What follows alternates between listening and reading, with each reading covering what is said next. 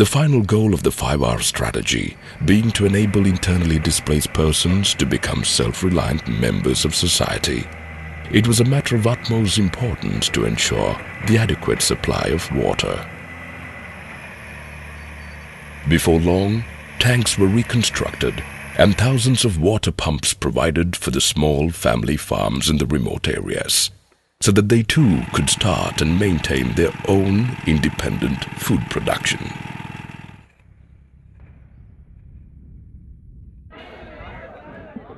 Another important source of income and sustainability in these areas is fishing. Due to security reasons, some restrictions were put in place, limiting freedom of fishing and prompting local fishermen to engage in fishing from the shore. Gradually, all the restrictions have been removed and the fishing industry is now steady. The old, well-known images of the bustling Jaffna fish market re-emerged once again.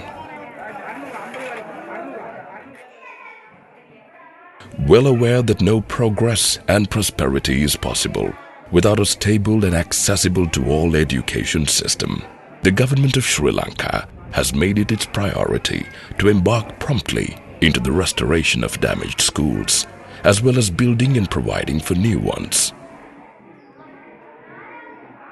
The economic recovery had to be in step with the education process if the future of the country is to be safe and sustainable. The next essential need foreseen by the government of Sri Lanka was the one of further personal improvement and development. Therefore, sports were encouraged among the youth. Sports fields were being designed and built, and many renowned coaches being consulted. Being the most popular sport in the country, cricket easily became the mutual language of the youth, transcending all boundaries. What is still lacking in certain areas is modern medical infrastructure. In order to deal with that, some temporary venues are being made available to meet the needs of the people. At the same time, the army is building permanent premises just meters away. Having no sufficient funds assigned, the army resorted to its already usual ingenuity and employed the combination of available material, its own free labor, and the reassignment of the parts of their own funds, making cuts in its spending wherever possible and whenever needed. When more complex medical attention is needed, patients in serious condition are being evacuated to the state-of-the-art hospitals in Colombo. This was only made possible owing to the coordination of the Sri Lanka Army, the help of charitable donors, and by the contribution of the hospitals waiving their fees. Hospital basic பண்ணி doctor சொன்னது ரெண்டு கிழமைகளும் operation செய்யணும் அப்போ வசதி இல்லாததால் ஆமியாக்கா வந்து உதவி செய்து பிளேட்ல எல்லாம் கூட்டி கொண்டு போய் அங்கே ஹாஸ்பிட்டல் எல்லாம் வந்து ஆபரேஷன் செய்யலாம் வந்து பார்த்து பிளட் எல்லாம் கொடுத்தாங்க அவங்க உதவி செய்தது. 30 years of relentless war have seen many people born into it, not knowing any other reality. The emotional, physical, and mental scars of war are borne by one and all. Some had to deal with lost property, some with the loss of loved ones, and some with their own loss of arms and legs. The same goes for the former LTT members, in dire need of rehabilitation and reintegration into society. The process usually starts with identification of such people, followed by profiling and final counseling to help them face and embrace the future.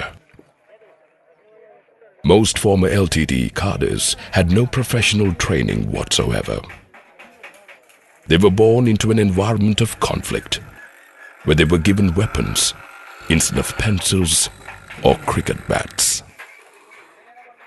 To help such people, educational rehabilitation centers have been put in place to provide basic vocational training and education. enabling them to get jobs for the first time in their lives. என்னை வந்து இப்போ விடுதலை புலியை வந்து பலசுவானா தான் பிடித்தாரு. அங்கே அவர்கள் எங்களை ஒரு வலுக்கட்டாயமாக பிடித்து விட்டு 6 மாதம் எங்களை அவர்களுடன் பேசினார். நாங்கள் ஒரு 15 பேர் அவரிடம் தப்பி சென்று விட்டு இராணுவத்துடன் சரணடைந்தோம். புனர்வாழ் நிலையத்துக்கு கொண்டு சென்றார்கள். அங்கு வந்து எங்களுக்கான வேலை வாய்ப்பு எல்லாத்தையும் தந்தார்கள். எங்களுக்கான வேலை வந்து தச்சு வேலை. நாங்கள் இது வேலையும் தெரியாமல் தான் இருந்தோம். அவர்கள் வந்து எங்களை நல்ல ஒரு வேலை திட்டத்தையும் பழக்கிவிட்டு எங்களுக்கான இப்போது இராணுவத்தினர் மீது எங்களுக்கான ஒரு குறைந்த விதத்தில் லோனையும் பெற்று தந்திருக்கின்றார்கள். The Sri Lankan Army has donated hundreds of artificial limbs to the ex-LTT cadres and civilians injured in the conflict, most of them crippled by landmines. Before the LTT-controlled areas were liberated, no proper medical care could have been given to these people. Now they're being taken care of and are free to live full and productive lives.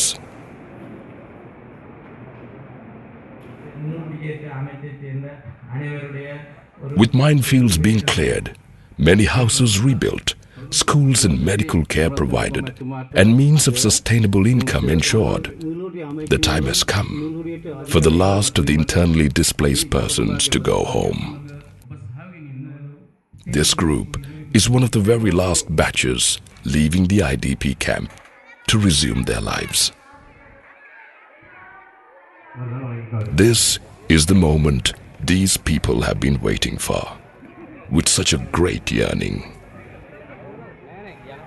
Their hopes have been mixed with anxiety for such a long time. Now, the long-awaited moment has come. Provisions are being distributed to the resettled families to help them start normal lives as soon as possible. Years of bitterness has created an atmosphere of mistrust and hatred. Reaching out further, the Sri Lankan Army has made a practice of donating blood to the reserves of the local hospitals in the north and east. This symbolic yet deeply humane gesture sends the most meaningful message of this era. Let's put the past behind.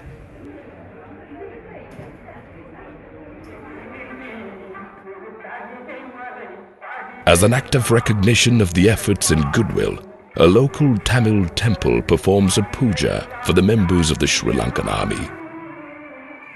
Old ties are gradually being restored.